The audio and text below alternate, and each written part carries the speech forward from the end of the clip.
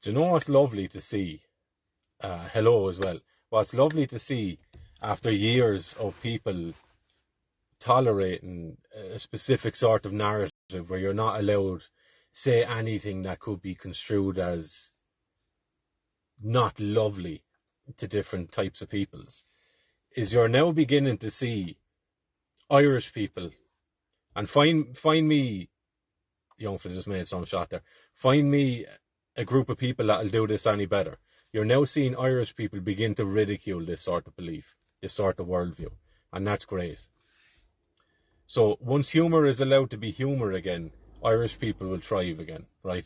But there's also an aside to that. There's also a very, very serious thing happening in Ireland. And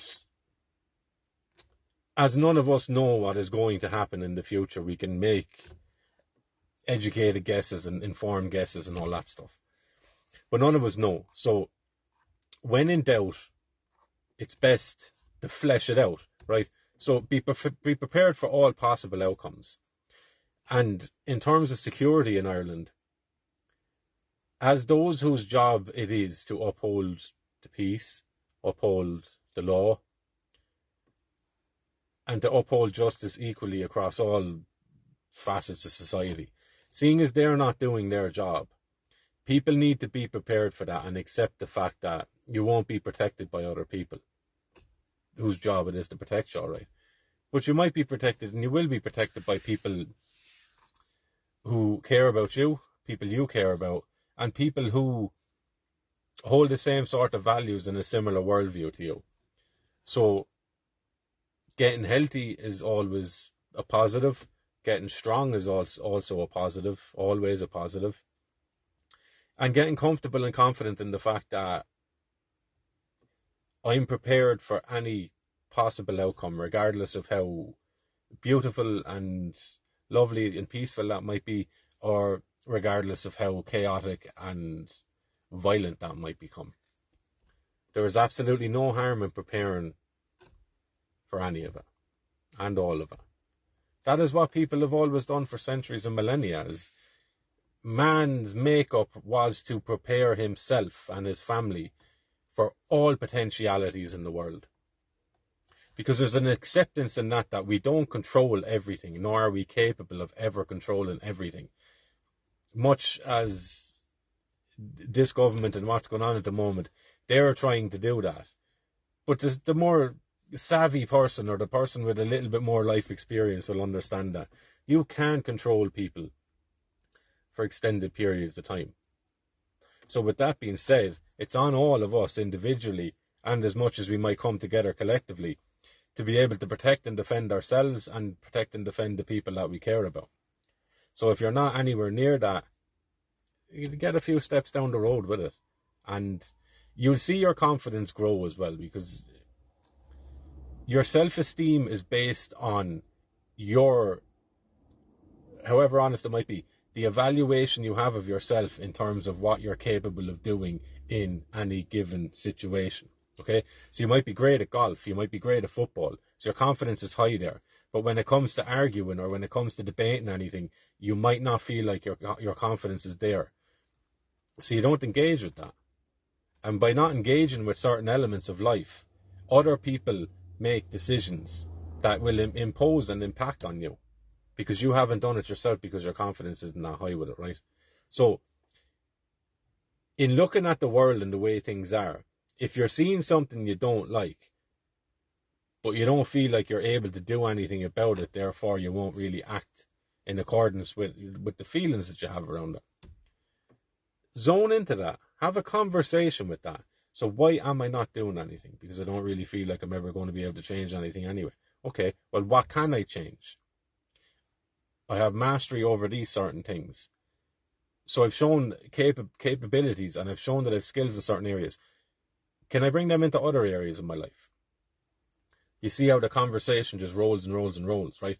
And again, a lot of the things I talk about are political because it's necessity, right? We're being forced into having these conversations, which I think we should always be having, but we're being forced into having conversations that we probably don't like, or that not even like, because we're not really that interested in, right? But there's now a need for that stuff. So it's by engaging with the things that we're not fully confident in, or engaging with the things that we feel like we've no real power over, you discover stuff about yourself. So my point on that is, while I talk about the political stuff a lot, that's not my interest. My interest is the psychological stuff, right? So we have an amazing opportunity now and going forward to discover all sorts of things about ourselves. And the more you understand about yourself, the greater capacity you have for growing in confidence in a multitude of areas in your life, right? And this is the present that we've been given at the moment.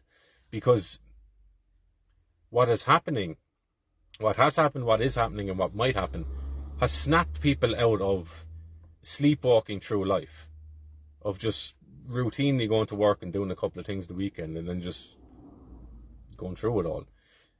And there's never been an external force really that has forced people to examine themselves, their life, their history, their family, their future, their hopes, and all that stuff, their capabilities. It just hasn't forced that out of people. But the world is now forcing that out of people. So people are confronted with their choices, their lack of choices, their lack of belief in their ability to do anything, or their confidence in their ability to go and do something, right? And that's a lovely thing. So I think as much as it's great to focus in on the negative stuff and the scary stuff and the uncertainty and the stuff we're unsure of, that would put you in an earlier grave than you would have probably liked if you just zone in on that stuff. There's also a partner or a marriage that needs to happen between the stuff you don't like in the world and what that tells you about yourself. So fleshing that part out, it will help alleviate some of the stress and worries and all that stuff. It's not going to get rid of them. It's not going to fix anything external to you. But it will cultivate a feeling of security and confidence in you that will bleed out into the world, and it will impact on the decisions you make in the world. So while you might not be able to change, and I'm not able to change everything that's going on in the world, I can change me, and I can understand me. And it's by that understanding of myself and self-exploration, as for all people,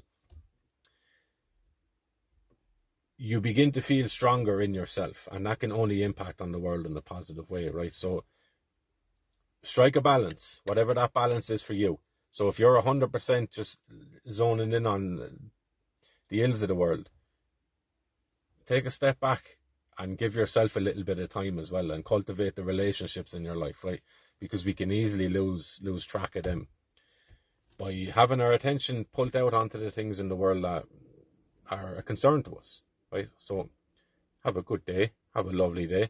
And it's great that, I'll circle back to where I started, it's great to see people begin to just laugh at and ridicule stupid thinking and faulty worldviews that only end up with horrible things happening.